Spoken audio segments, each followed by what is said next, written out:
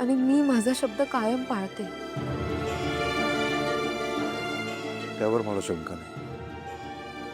हे प्रश्न पडले मला, उत्तरं शोधावी वाटली म्हणून तुला विचारलं. शोधलीच पाहिजेत. जसं कुठल्याही उत्तराच्या दोन बाजू असतात ना, तसंच प्रश्नाच्याही दोन बाजू असतात. फक्त आपण कुठल्या नजरेने बघतोय हे महत्वाचं.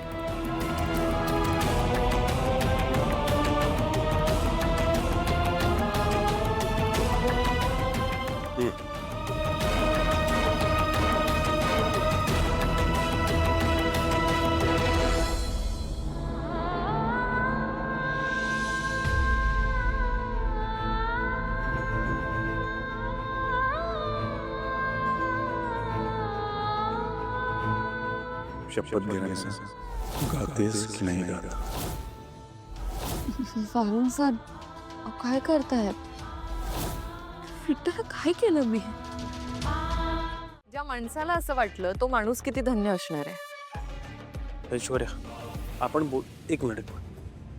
सगदेव, मला सांग, सावली गाते का रे?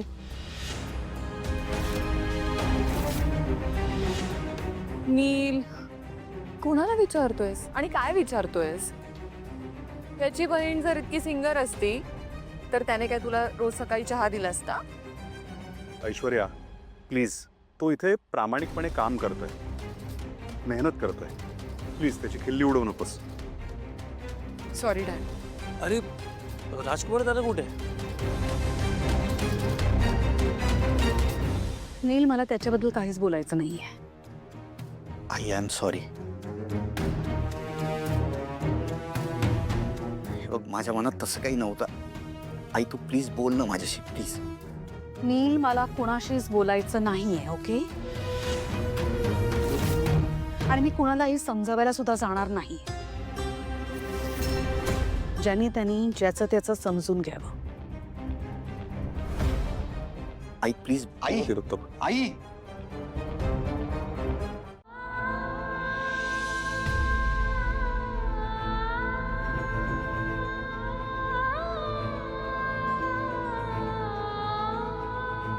तुझी आई, मला माफ कर. मी तुझ्या पुढे दिवाच नाही लावला, तर काय करू? केलेल्या कर्मांची शिक्षा मिळाली आता या हातावर. मला तुझी 4 पानं तोडायची होती, आता रात्र झाली, मी नाही तोडू शकत. तुझा गुणकरी रस लावला असताना की बरं वाटलं असतं, पण राहू दे.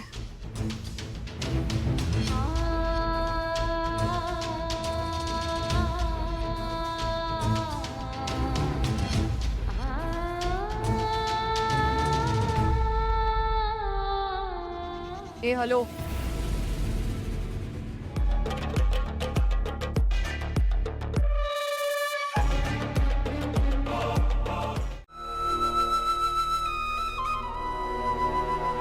तुझ्यापासून काहीच सुटत नाही विठ्ठला. सगळं दिसतं तुला. तुला हसू दिसतं, तुला दुःख दिसतं, तुला सत्य असत्य दिसतं. मला सारंग सरांनी शपथ दिली ना, तेव्हा इच्छा नसून सुद्धा त्यांच्या डोक्यावर हा गेलेला माझा हात, यांना शिक्षा मिळायलाच हवी होती आणि मिळाली आहे.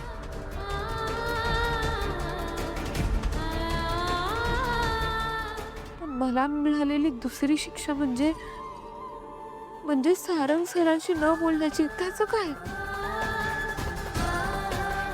त्यातून कशी पार पडणार आहे मी? विठ्ठला, तूच काहीतरी कर. तूच सांग मी काय करू.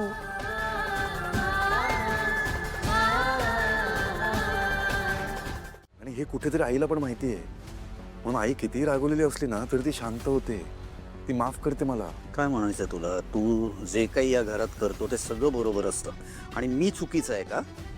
अरे एक मिनिट. भांडताय कशाला? याला सांग मग, काय बोलतोय? सारंग, मी बोलू का? दादा, तुझ्या बोलण्याचा रोग कळतोय मला. तू सावलीबद्दल बोलतोस ना? हो. हे बघ, मॉम आणि सारंगमध्ये कितीही भांडणं झाली तरी एंड ऑफ द डे मॉमला माहिती आहे की सारंग जे करतोय ते योग्य आहे, सत्य आहे. पण दादा, तुझ्या बाबतीत असं नाही झालंय. यावेळेला तू चुकलायस. आणि काय काय चूक काय केली मी? हा, त्या मुलीला तिची जागा दाखवून दिली. बिंडोक मुलगी आहे ती. पण ती मदत मागण्यासाठी आपल्या दारी आली होती आणि ती केपेबल होती, जिद्द होती तिच्यात. बरं जाऊ दे ना, आपण कशाला भांडतोय? अगं मला ऍसिडिटी झाली आहे, तू का बोलत नाहीयेस? बोल ना काहीतरी. कुणी काही बोललं का तुला? मग तर जालिंदर निंबाळकर म्हणतात तू सिंगर आहेस. मला तर तू मुकी वाटतेस. अगं सावली, बोल ना काहीतरी. काय झालंय? तू व्रत ठेवलंयस का?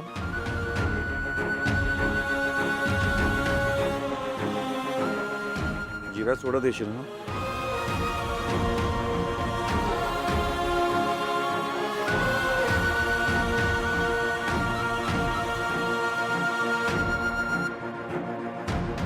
कसं सांगू तुम्हाला सारंग सर, कधी कधी शब्द पण मुके होतात आणि या मुक्या शब्दांना तुम्ही बोलायला लावता. मी पण कोणाच्या तरी शब्दात अडकले गेले. बोलण्यापेक्षा लिहून दिलं तर? एक काम करते, चिठ्ठी लिहून त्यांच्या खोलीत ठेवते, ते नक्कीच समजून घेतील.